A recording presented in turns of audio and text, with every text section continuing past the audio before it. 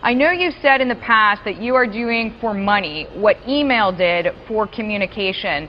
Do you think this is really going to take off to that extent? You know, we do. When we look at the world, you see a world completely connected on an information web. And that's terrific. That makes things tremendously efficient. But what we don't have is the sense of a value web. Payments, the exchange of value is still pre-internet based on 40-year-old technology. And so that's very expensive.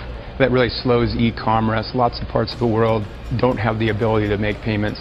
So this new technology that really is a second gen of Bitcoin enables now value to be exchanged in the same way that information is currently exchanged. And that's a big deal, we think. But do you think, Chris, that people are actually going to be comfortable using a kind of virtual currency? I should ask you, too, how is what you've produced on the coin side, on the digital currency side, different from what Bitcoin's already doing?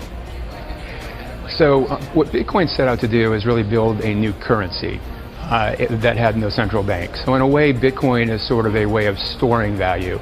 Ripple is a completely different idea. We're using the same breakthrough technology, but we're using it to build a currency-agnostic value exchange or value web. So you actually don't need to adopt a new virtual currency to use Ripple. You can use it with dollars, euro, yuan, real, anything you like. We have a math-based currency built into Ripple that is like Bitcoin, but it really functions as an enabler. So we think most people will use Ripple using their existing things of value like dollars or euro or yen.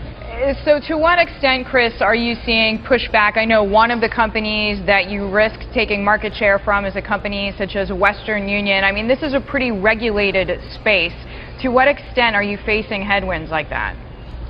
So you're absolutely right. I mean, you know, law enforcement regulators are right to be concerned about any new technology, but we worked a lot with law enforcement. We were just in D.C. This week, for example. We work with Promontory Financial.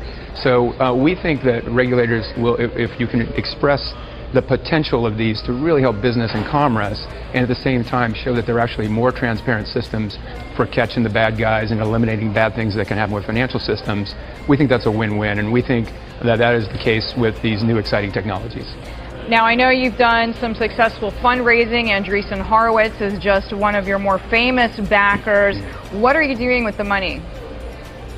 Yeah, so we're using the money for Ripple Labs to really build an incredible team of software developers, cryptographers, security experts, and business development folks that can bring on banks and remittance companies and really mainstream financial companies. But it's important to note, so we're about 28 people now in San Francisco and growing rapidly. Important to note, though, that Ripple Labs is really the company that is building the software and developing it. Ripple Protocol is a completely open source system. It's a public good. Anybody can use that. We don't control it. We don't own it. So they're kind of two different roles, kind of like a Red Hat to Linux is a good analogy for Ripple Labs. Ripple. Chris, before we let you go, some people have critiqued the lack of friendliness or the lack of ease in using the site. Is that something that A, you agree with, and B, if so, that you're seeking to remedy?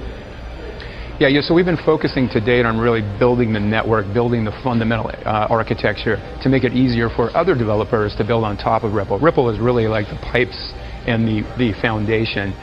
At the same time now, we are also bringing on product people to make consumer direct products easier to use. So we're really working on both of those as an SDK for developers as well as a direct to consumer application.